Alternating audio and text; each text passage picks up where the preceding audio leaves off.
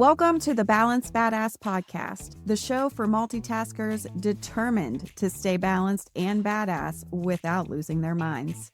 Every week, we help you manage your overflowing calendar and household, making sure you still have time to breathe, laugh, and savor that much-needed glass of wine at the end of the day.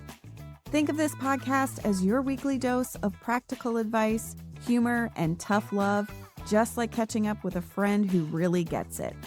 I'm Tara Kermit, your personal growth coach, helping you handle how was your day without a meltdown. Now let's get into today's episode. Welcome back, everyone, to the Balanced Badass Podcast. Today's episode is all about reconnecting with yourself, your body, and your sense of calm.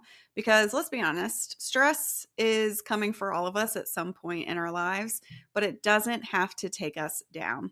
I'm so excited to welcome today's guest, Jenni, who's the founder of the School for Mindful Eating and Movement.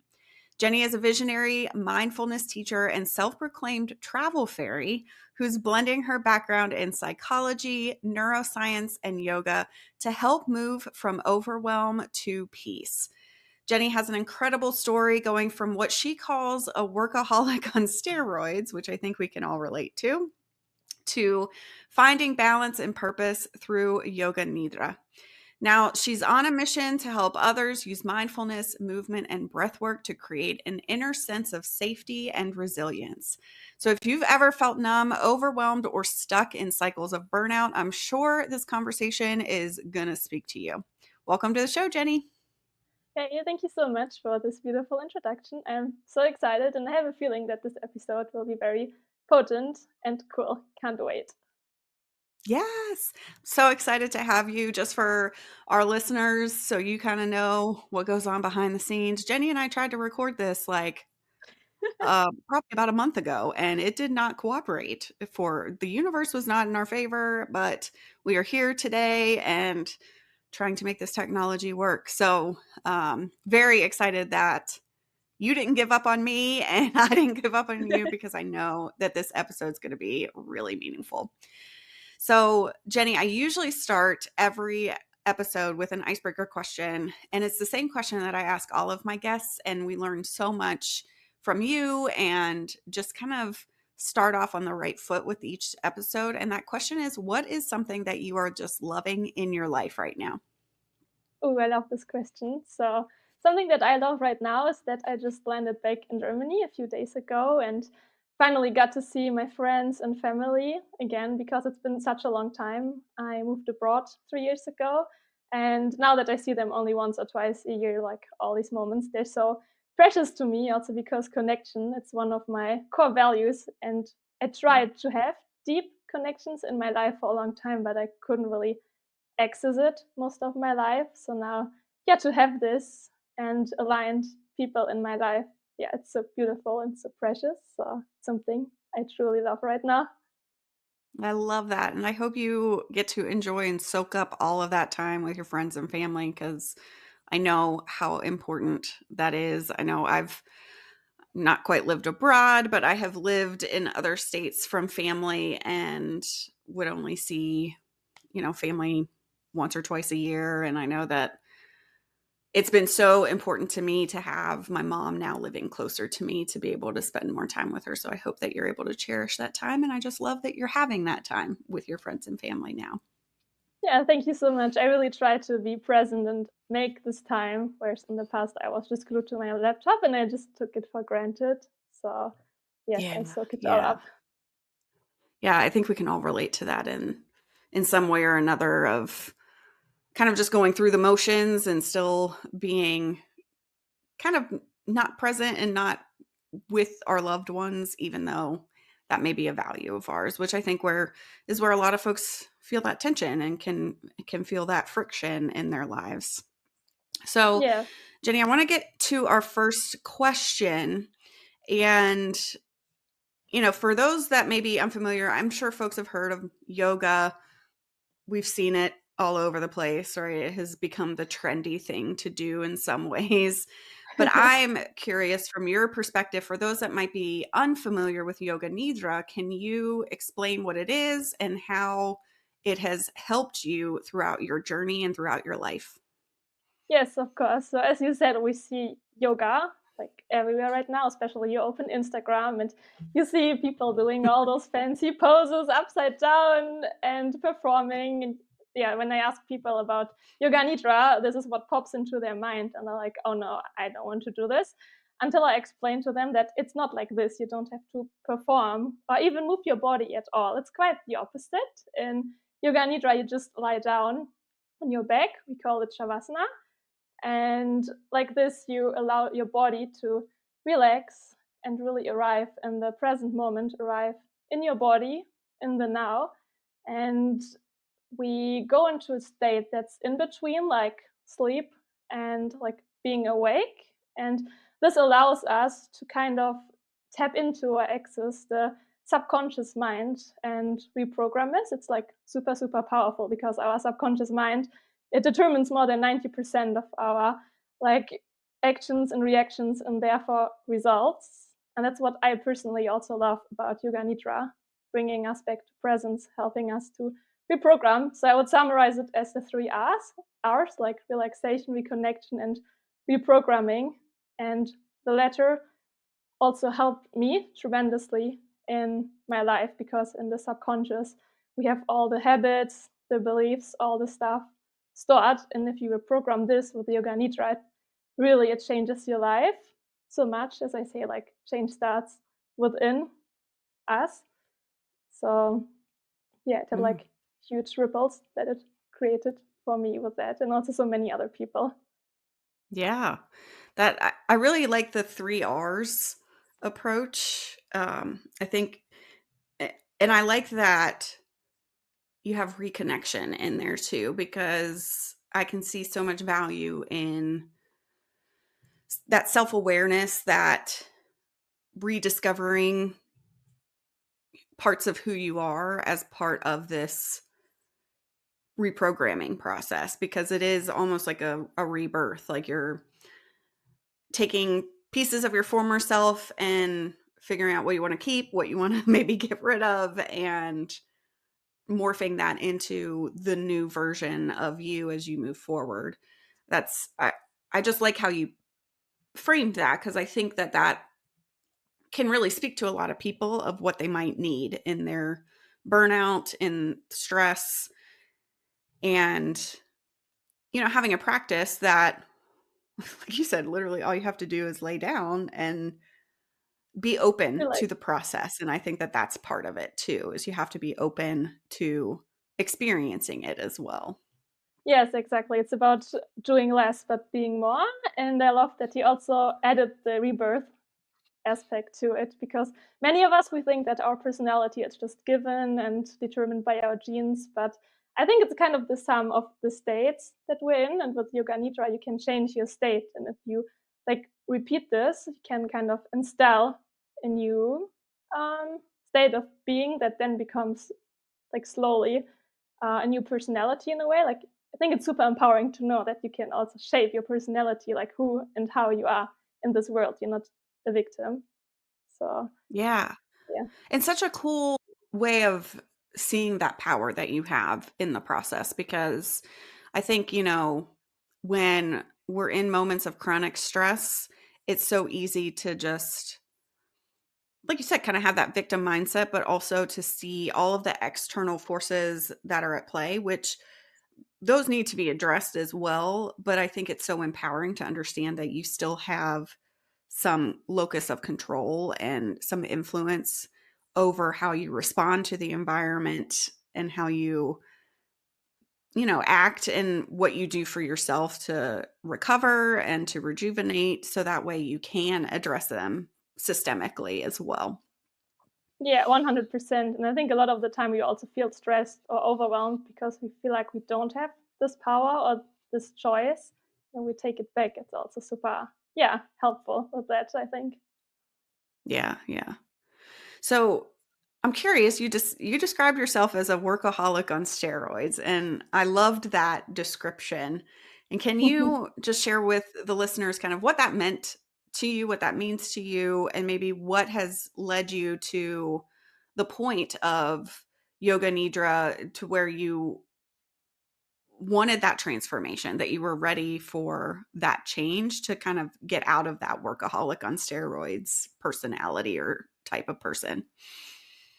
Yes, of course. So I think I have always been this way since I was young, and maybe so many people can relate that you do a lot of things. It starts in school, and teachers are like, "Wow, you're so ambitious, you're doing so well," and it gets really enforced by our culture. And then I went to university, and people were like, "Wow, I studied 10 hours in the library for my exam. Ah, 10. I studied 12." And we think that the more we do and put in, that the better the output will be. So this was a huge driver for me just to do more and more and more. No matter what my needs were, or if my body or my nervous system said no, I wasn't really Mm, connected to that. I was really disconnected and just keep kept going, kept pushing. And that's why I say like workaholic on steroids, because I developed such a laser focus or even tunnel vision on my work that all the other things, they just became secondary in my life. And yeah, I don't know if I would call it an addiction, but it's to the point that you open the laptop in the morning in the bed. It's like first thing you do when you wake up, last thing you do when you fall asleep. And yeah, you neglect other things in your life. And what I realized was that it also was a protection mechanism of my body. It's kind of mm. avoidance. And it's really ironic because I was avoiding myself so Yeah, much. I can And relate. yeah, you too. Yeah, and before I had that, I was a big emotional eater when I was younger, and then I was like, "Okay, let's do less of this," and I did less emotional eating, but then I started to work more, just, like, compensate without being aware of it, and that's actually when I stumbled across, Yoga Nidra. It was very funny because I was living in Mykonos. It's like this really busy and vibrant island, and the mayor had given a calendar that said, "Have a happy and productive New Year." So it was also at first even more and more reinforced. But then accidentally I stumbled across Yoga Nidra, and first I thought, damn, that's so boring. I just lie down for 10 minutes and do nothing. I hate it. It's so unproductive. I have so many things to do. I can't just lay here and waste my time. But yeah, then I gave it a few more tries, and I realized it was just because I was addicted to the stress. It made me feel alive, and that was what my nervous system knew, and therefore what made me feel safe. And that with time, but small steps with Yoga Nidra, I could find safety in being still and find safety in being with myself. So it wasn't about just stopping the workaholism, but developing the safety and connection first, so that I would need this protective mechanism of workaholism less and less with time. Because these things, they're always doing something for us. It's not like I have to get rid of it because it's just bad. They have a purpose or reason why they are there in the first place. Yeah, like you don't want to completely not, you don't want to go to the opposite end of the spectrum because then it's just a different coping mechanism in that way. But I think it's interesting. There were a few points that you brought up. The first one was how laying there, you're like, this isn't productive. I have other things I need to do. And I hear that so often when I'm talking to folks when we're kind of in that first line of defense against stress or burnout, that Hmm. we talk about rest and how important you need that rest time and you need to take care of yourself. Because if you don't do that and lay the foundation and kind of get back to equilibrium in that aspect, then you're not going to be able to be your best self and Hmm. kind of address the root causes of whatever's happening and whatever's causing the stress for you. And a lot of pushback that I get and hear from folks is because, well, rest is not doing anything. Like I feel guilty for when I rest, or I can't actually rest because my brain is constantly racing. And, I can imagine like the older version of me, like laying down to try to do yoga nidra and being like, this isn't going to work because I'm running through my to-do list, or I know there's Hmm. emails I need to respond to, or phone calls that I need to respond to. And I'm really curious, like, since you went through that and transitioned and slowly learned to be more in tune with your body and kind of pay attention to the signals, like what would you recommend to someone who's kind of going through all that and either has the hesitation to try it because they're already like, "Oh, this isn't going to work for me," or they've tried it once or twice and they couldn't stop their racing mind, and so they kind of give up on the practice before it becomes something that's of benefit to them. What recommendations Mhm. do you have for that, if anything? Yes, of course. So I think first of all, it's also important to be aware of the state that you're in, because if you have a lot of activation in your body and then you force yourself to lie down, even though like your heart is racing and you're like really shaky, I think you might work against your body in this moment. And maybe it's a good idea like to go for a fast walk at first, or do some of the active yoga, whatever sports, like just move it out of your body and then lie down afterwards, for example. Mm, Um, but yeah, otherwise, if it's not too much, then sometimes it's also just the beliefs in our mind that are holding us back. That it's like this inner voice that is not even ours. It's something we just learned and internalized. And at first, it's very strong because it tries to keep us in the known, like to the stressful environment because it's known right. and safe. And it's important to start really small. For example, when I stumbled across some practices, there was someone doing like 3 hour, whatever practice.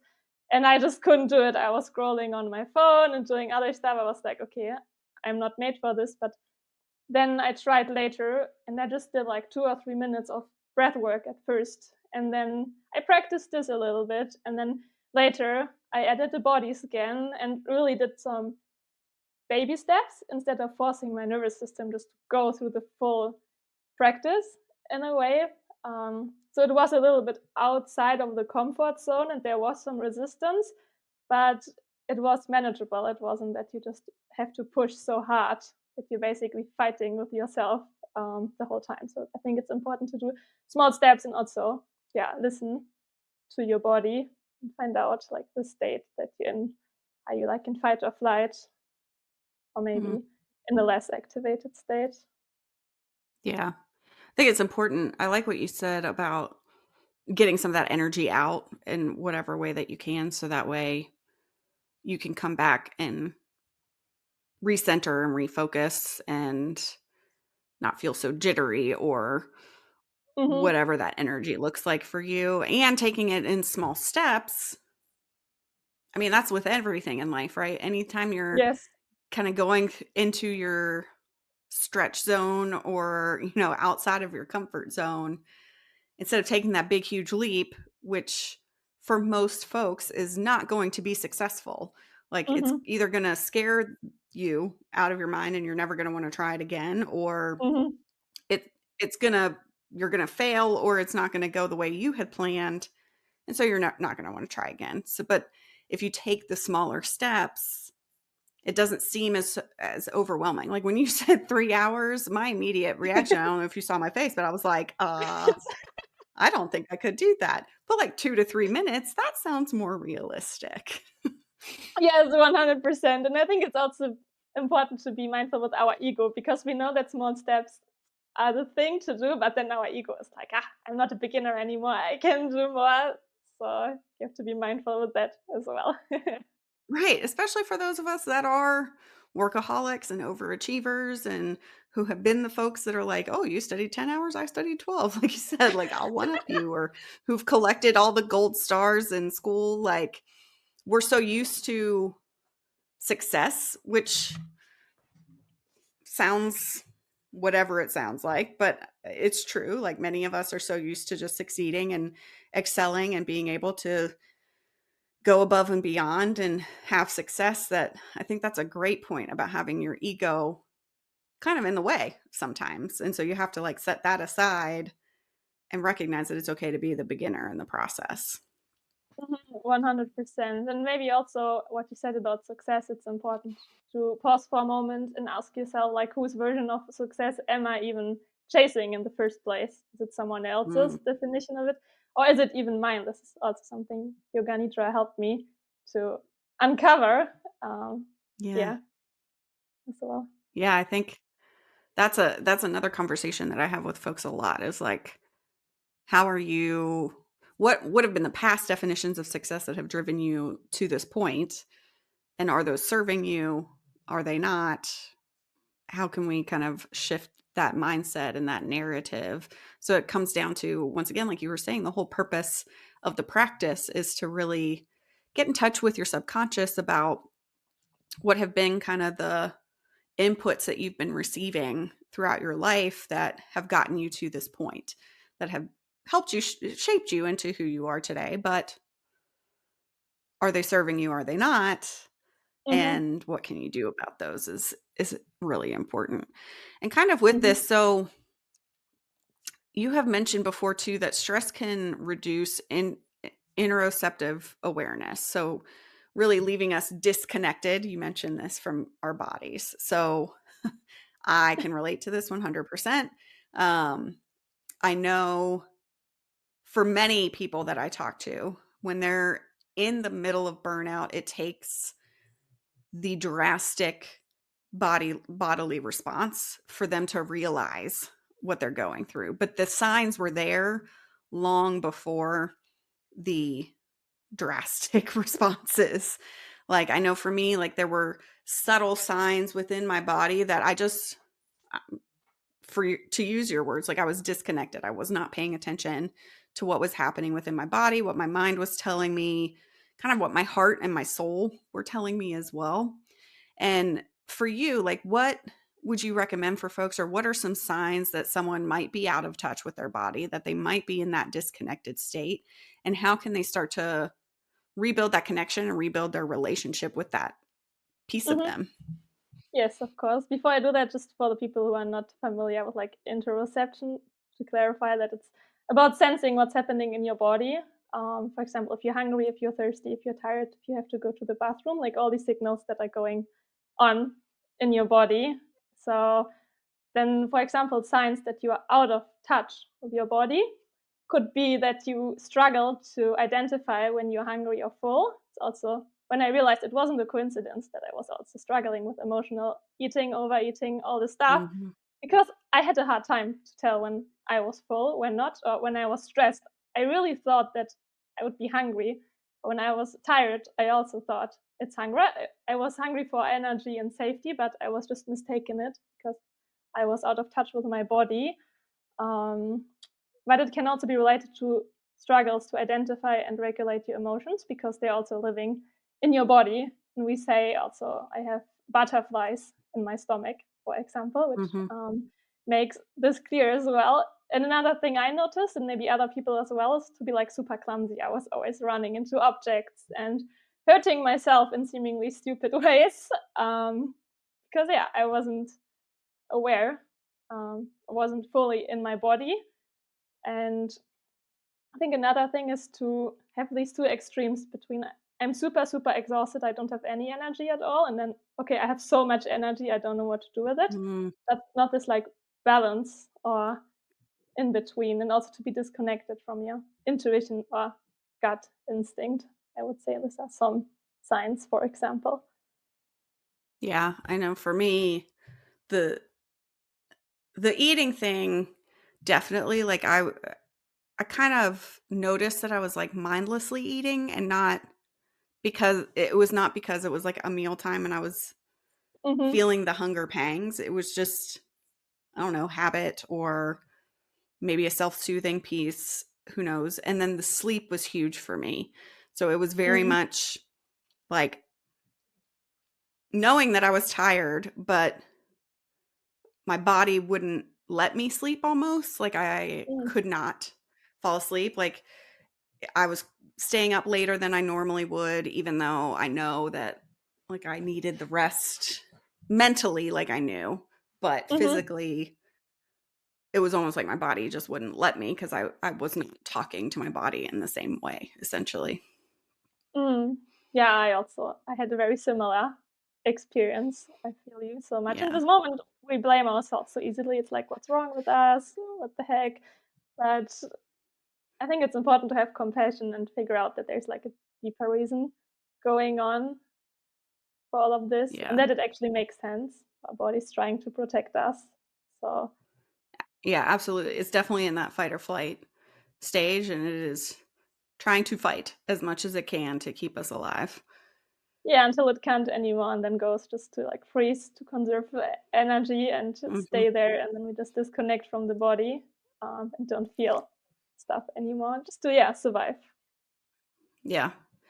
I also thought it was interesting that you bringing up, like, the clumsiness because that's not Mhm, something that I had really thought of, but it totally makes sense if you're not fully in tune with what's going on, then, like, I always talk about how rest and all that stuff, like, gets you back to equilibrium, but there's some reality to that too, in that you do kind of need to get back to equilibrium to be able to function and mhm, not bump into walls and not hurt yourself, in silly ways and be clumsy, as you say. So that's really that's really interesting. And I think too, like memory plays a role. Like mm, I will notice that like I walk into a room, like if my stress is starting to heighten, I will forget things that I would not normally forget. Like walk mhm, into a room and then be like, what did I come in here for? Or having a conversation with someone either at work or at home, and they ask me about it very short time afterwards, and I have like no recollection of the conversation because I'm so outside of my body that it's almost like I'm going through the motions, but I'm not experiencing it in the moment mhm. either. It also makes sense. I remember from my studies in in psychology and neuroscience that also the stress hormones, they impact the brain regions Mhm. that are linked to memory. So Yeah. totally makes sense what you said. Yeah. So it really is all about kind of like just knowing what's going on and being more in tune and finding ways to get connected. And thinking about maybe what are some practical ways or steps that people can take that will help them to start paying attention, start being in tune. Are there smaller steps? We talked about Yoga Nidra, but are there smaller steps? I know you mentioned the body scan. Mhm. Maybe talk folks through what that could look like that they can really start to implement on a regular basis to stay in tune with what's going on internally. Mhm. Yes, 100%. But before I do so, I also love that you emphasized the small steps again. It's very important because if we were disconnected from our body a lot of the time and then we start to reconnect, it can also bring up some suppressed emotions, for example, and it can even feel Mhm. overwhelming. So it's important to do it slowly, to do it with compassion, and to also build some inner safety, what I call the inner home. It's also part of Yoga Nidra, but yeah, just to mention. And then to answer your question, yes, the body scan, it's super helpful. We also include this in the Yoga Nidra practice when I just guide people through different points in their body. And this helps to restore the connection between mind and body because you focus your awareness on these different parts of your body. And it's like when you have a weak connection, I always say it's like a small path of field. And with every repetition, it's getting bigger and bigger until it turns into a highway at some point, and then you have a better connection. But that's also why Yoga Nidra isn't a quick fix. You don't do it one time and then connection restored. So you can do this with repetition, but apart from that, also breath work. It's super helpful, not necessarily the very active one. I think to begin with, it's good to use more gentle types of breathing. I'm a fan of the physiological side, also the Dirga breath. There are some really like slow and nervous system informed ways that we also usually do even before we start the Yoga Nidra practice, just to prepare the nervous system to go out of this survival mode into rest and digest. And yeah, except that, I also like to do something, I call it self dates, like to make a date night with myself where I just Mm. make my space really cozy with some candles, some music, whatever calms my nervous system, and then just try to be with myself and maybe also connect with some movement. It can be like some physical type of yoga or stretching. Just allow your body to move freely. It can also help to, yeah, reconnect, but without pressure. Or if you dance, you don't have to do something that looks very perfect. It's not about achieving. It's more in a playful, spontaneous way, just allowing, yeah, your body to do. what it wants to do step by step. Mm-hmm. I think I'm very glad that you brought up it's not about the achieving, it's about the process. Because once again, I think those of us that are more inclined to have that high achiever, Mm-hmm. overachiever type of personality or approach to work, however you want to look at it, we're often really focused on the output and what the results are going to be rather Yes. than like the actual process of it. And I think that taking the perfectionism out of it, taking the Mm-hmm. results out of it, and being okay with just fumbling along if that's what it looks like, or just experiencing the process too. I know Mm-hmm. I used to be so against yoga for me because it's hard for me. Like, it's Mm-hmm. not an easy practice in and of itself. And I didn't like that it wasn't easy. So I didn't want Mm-hmm. to do it. That was like how I am. But I have also learned to really appreciate stretching. I am a former dancer, so I really do appreciate stretching. And there's so much in common between practices of yoga or movement and stretching. And now I just focus on like, how does my body feel while I'm doing the stretching? Where do I feel the tension a little bit more compared to like yesterday? Why does that tension exist more today? Because that also has helped me to pay attention to how I'm feeling throughout the day and to know what I Mm-hmm. need throughout the day as well. So I think that I have focused less on like stretching to be able to like bend over and touch my toes to stretching so that I can feel good. And Mm. it helps me recenter. It helps me kind of catch my breath essentially. And like you said, get into that rest and digest mode versus the fight or flight that that we can feel on a pretty consistent basis in society today. Yeah, 100%. There's a lot what you added to be also curious and do it to feel good, because it shouldn't just turn to another to do on your list. Oh, now I have to do this like 30-minute yoga, whatever. And then you might feel stressed and pressured by it. So I think it's good to do something that you actually enjoy. And if you do something you don't like it, just try something else and yeah, work with, not against your body. I think that's also important. Mm-hmm. Yeah. And I liked what you said too about kind of having a date with yourself and really being in tune to what you need and what self-care looks like for you in that moment. Like, it doesn't have to be getting your nails done and doing all these Mhm. things that we see in popular culture about, self-care and treating yourself, but it's really about having that time to be in tune with who you are. Just like if you were in a relationship with someone else and you spend a quality date night getting to know them and how their day was and what their, hopes and dreams are, we should be doing the same with ourselves and kind of staying in touch and having that relationship with ourselves in a similar fashion. Mm. Yeah, true, 100%. That's super important. And I think we can also make ourselves some small gifts here and there, let's say. For example, earlier today, Mhm. my body was also so tense from sitting on the desk and traveling in the plane. So I just gifted myself a Thai massage after a very long time. And this also helps to connect to the body, I think, at the same time. So it doesn't mean that you always have to like move or do something. You can also do this, like massage or touch. It's also a good way if it feels safe. It's individually as well. Some people, they hate this. So it's about what do I truly need, like you touched upon earlier. Mhm. Yeah, and a good point too about different situations or seasons in your life and what may work for you in one moment may not be what's going to serve you in this moment. And that's okay. Like, recognizing that is it's part of life, but it's also important to have kind of a menu of options that you can choose from so that way you can see what's going to serve you in that moment and what you need. Yeah, I love that. definitely. True. Yeah.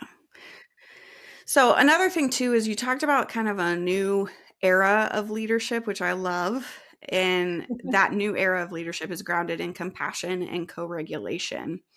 So I'm thinking about leaders specifically. How can they use mindfulness tools like what we've talked about to better manage their own stress and also you've mentioned this before, like create that ripple effect of calm and resilience within their team. What can this new era of leadership really look like if people put it into practice?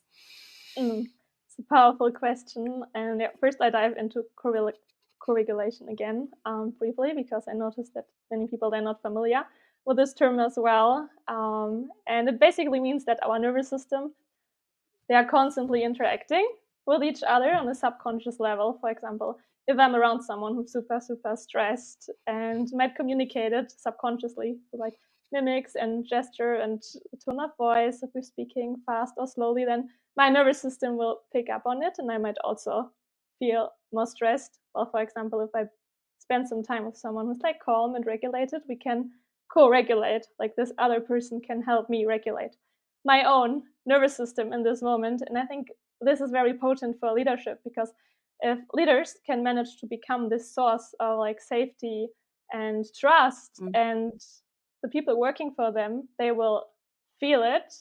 This is like super, super powerful, and it will have like huge Mm-hmm. ripples, like I said.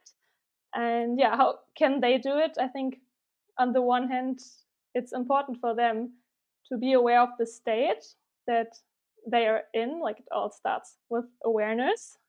And for example, if they realize, okay, I'm super, super dysregulated, for example, in survival mode, fight or flight, that they can notice and then maybe bring themselves back to regulation, be it with some like breath work or going for a walk. It really depends on the resources and options they have in this moment.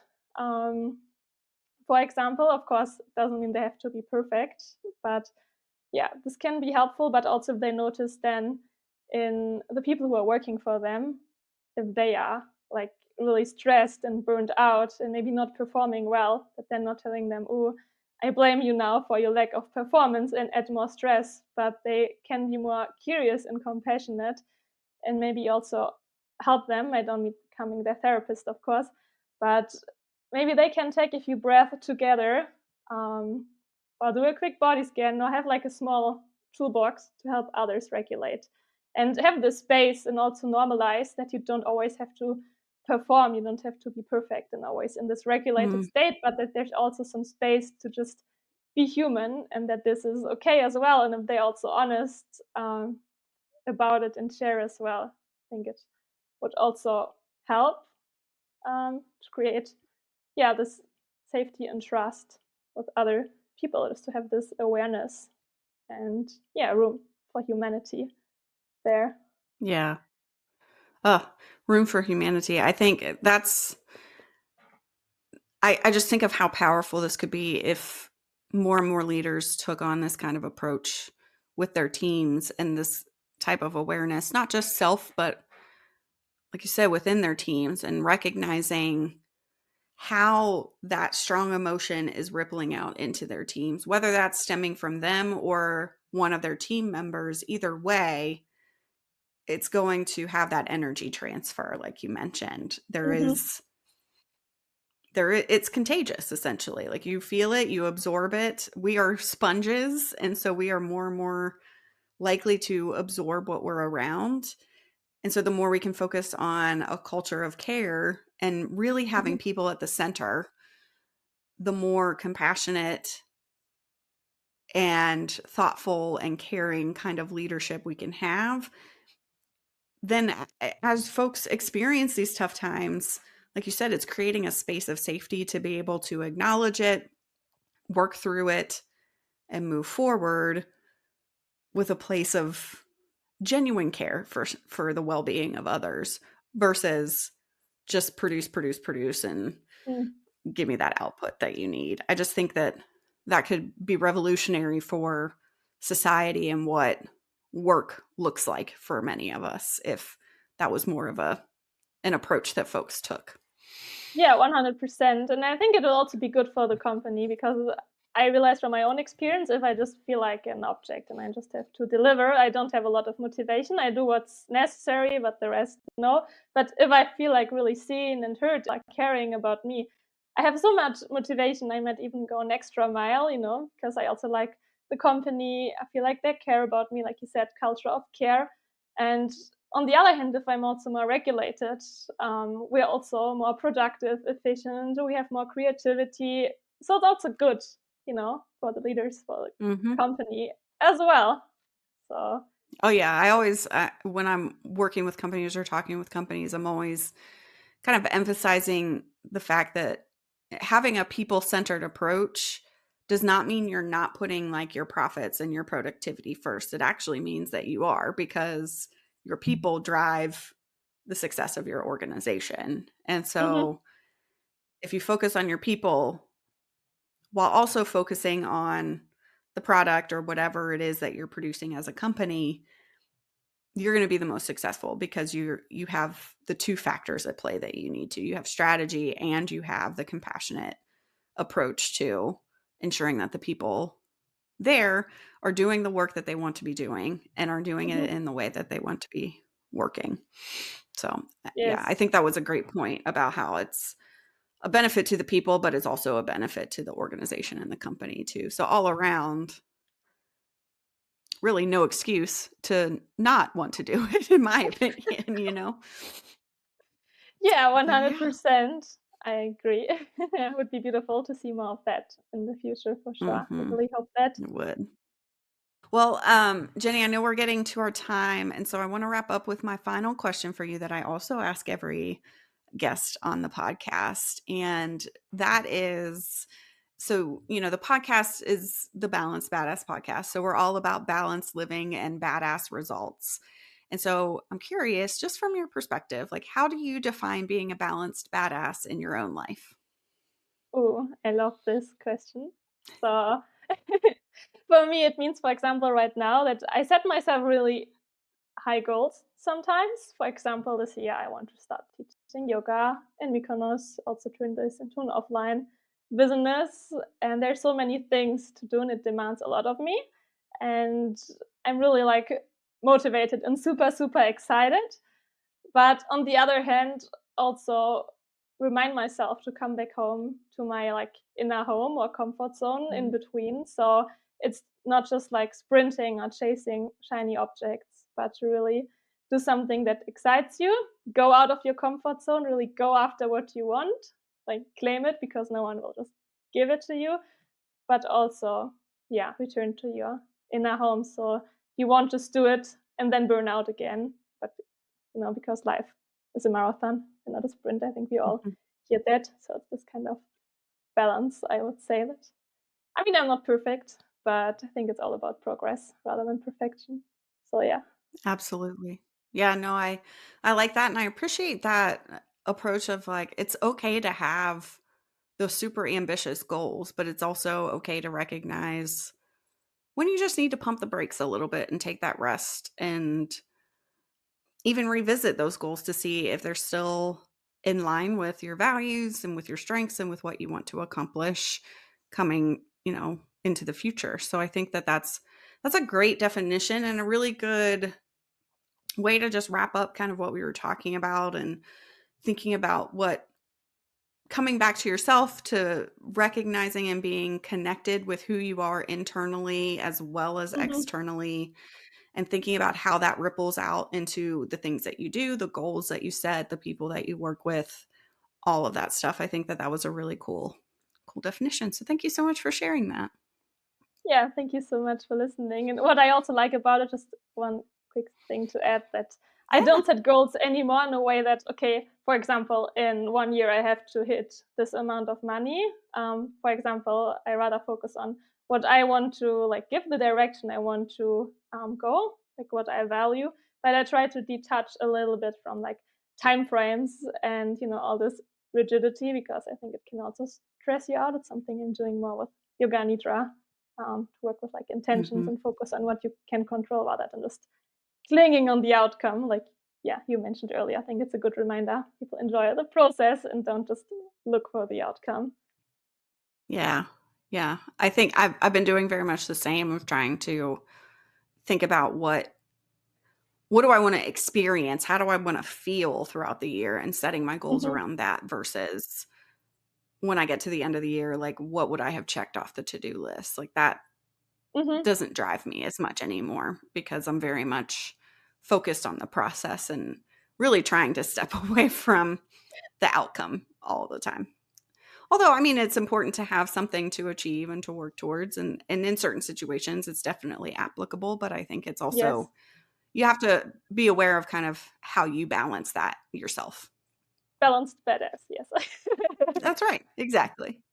Well, Jenni, thank you so much for sharing your story, just for sharing your expertise and, some tools with us and how we can really apply this to our lives and to the work that we're doing. I really do appreciate you taking the time, and finally tech worked with us and we made it Yay. happen. So that's awesome.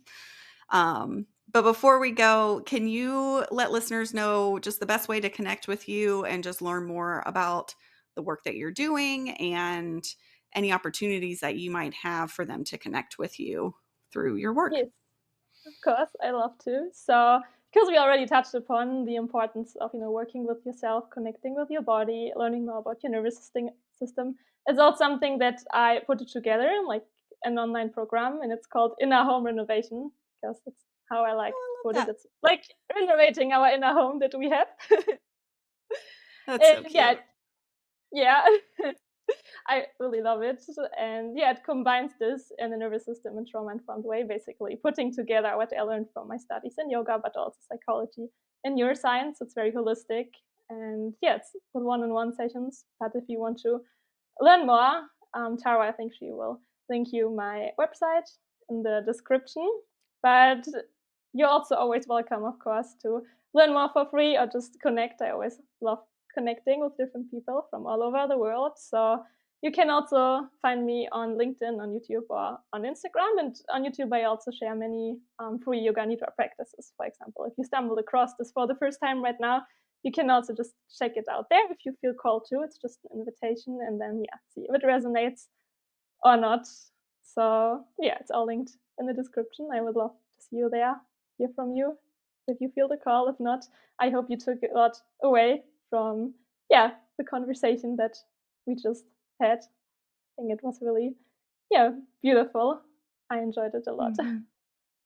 Yeah, I did too. And, folks, if you enjoyed this episode, you could do us a favor and share it with someone who might need that little extra piece and balance in their life, or may need to reconnect and do some inner home renovation, as Jenni said.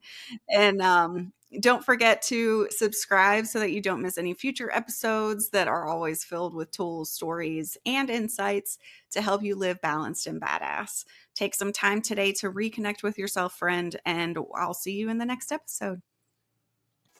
Thanks for hanging out with me on the Balanced Badass podcast. I hope today's episode brought you a little more balance and a lot more badass in your day. If you enjoyed this episode, be sure to subscribe, share it with a friend, and leave a review. Your support helps more multitaskers like you find the show, and I'd really appreciate it. Until next time, take care of yourself and make good choices, friend. I'll catch you next week.